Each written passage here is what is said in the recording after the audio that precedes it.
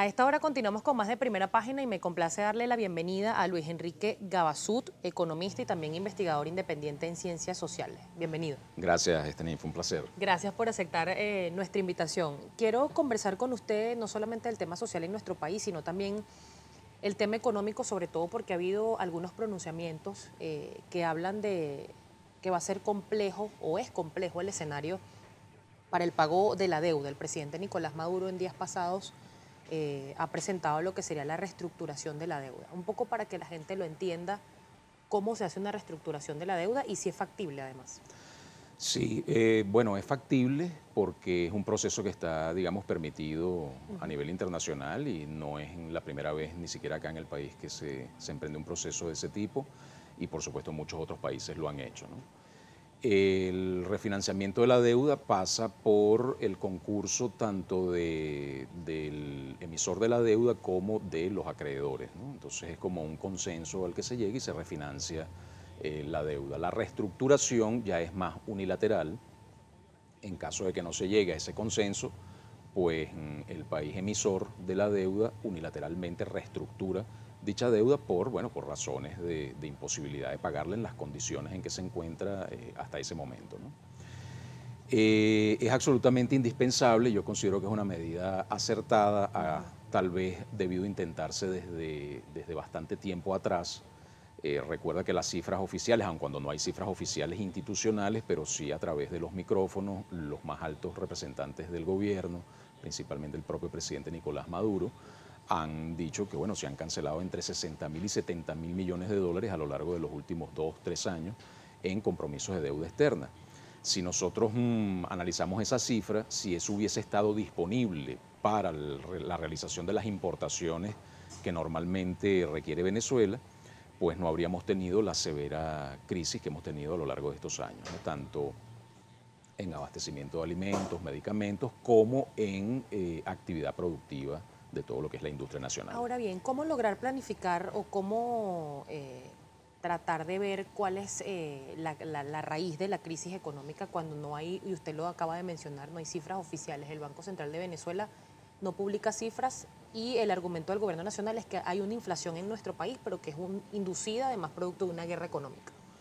Sí, bueno, el tema de la inflación en Venezuela es muy complejo, ¿no? Hay varios factores allí que inciden, pero las investigaciones que hemos venido realizando nos indican cada vez más que efectivamente, en el caso de los últimos años en Venezuela, el tipo de cambio, la cotización del tipo de cambio es lo que está impulsando la escalada de precios, ¿no? Hay otra serie de aproximaciones que te hablan de la liquidez monetaria, te hablan del déficit fiscal monetizado, etcétera, como causas de la inflación, pero está comprobado en las cifras, cuando uno analiza estadísticamente las series que se están presentando, que lo que está determinando fundamentalmente la escalada inflacionaria es la cotización del tipo de cambio. Y eso tiene mucho sentido porque Venezuela tiene una economía que es muy dependiente de importaciones. Y no solamente de productos terminados, de productos de consumo final, sino principalmente de productos intermedios, es decir, materias primas, insumos, partes, piezas, componentes para la producción.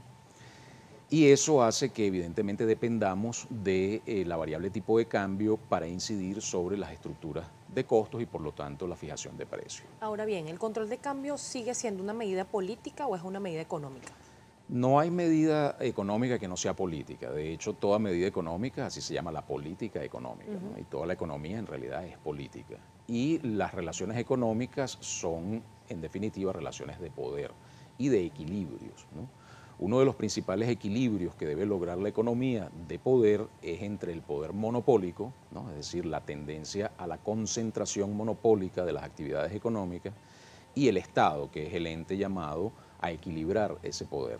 En Venezuela se ha roto ese equilibrio, esa relación de poder entre Estado y monopolio, y lamentablemente los procesos de formación de precios, por eso te decía que la inflación es un poco compleja, o sea, porque no es multicausal, pues, ¿no? Un componente fundamental estructural en la economía venezolana es la gran concentración de las actividades económicas que tenemos acá en el país, que yo considero está, si no en los primeros lugares, en el primer lugar de América Latina y el Caribe en cuanto a índice de concentración económica, ¿no? Es decir, nosotros somos una economía muy monopolizada. Y bueno, por naturaleza del monopolio siempre va a tender a elevar los precios sin aumentar la producción. Esa es la característica central de un monopolio.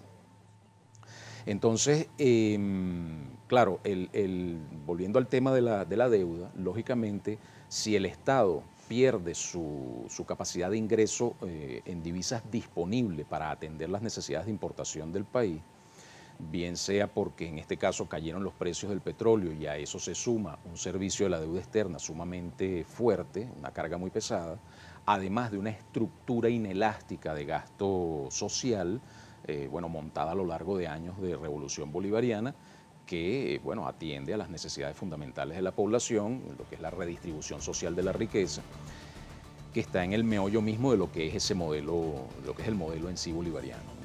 Y por lo tanto el Estado no tiene posibilidad de disponer de la cantidad de divisas necesarias para satisfacer esas necesidades de importación, ni tampoco alimentar la oferta del mercado cambiario, porque tradicionalmente, históricamente, ha sido el Estado venezolano el que siempre alimenta la oferta del mercado cambiario. Para nadie es un secreto que el 95% de las exportaciones, de los ingresos por exportación del país provienen del Estado, específicamente de la industria petrolera y en mucho menor proporción de otras empresas del Estado. Señor Gabazú, tengo que hacer una pausa comercial. Al regreso quiero que conversemos cuáles deberían ser las medidas a tomar. Algunos economistas recomiendan no solamente levantar el control de cambio, sino también incentivar, en este caso, el aparato productivo, pero también quiero conversar con usted sobre el tema social. ¿Cuál ha sido quizás el detonante para que esta crisis se agrave mucho más y si prela más el tema moral? Lo conversábamos fuera de cámara y quiero conversarlo al regreso de la pausa. Estamos conversando con Luis Enrique Gabazú. Él es economista y también investigador independiente en ciencias sociales. Si tiene preguntas, @primerapágina, las repasamos al regreso. Ya venimos.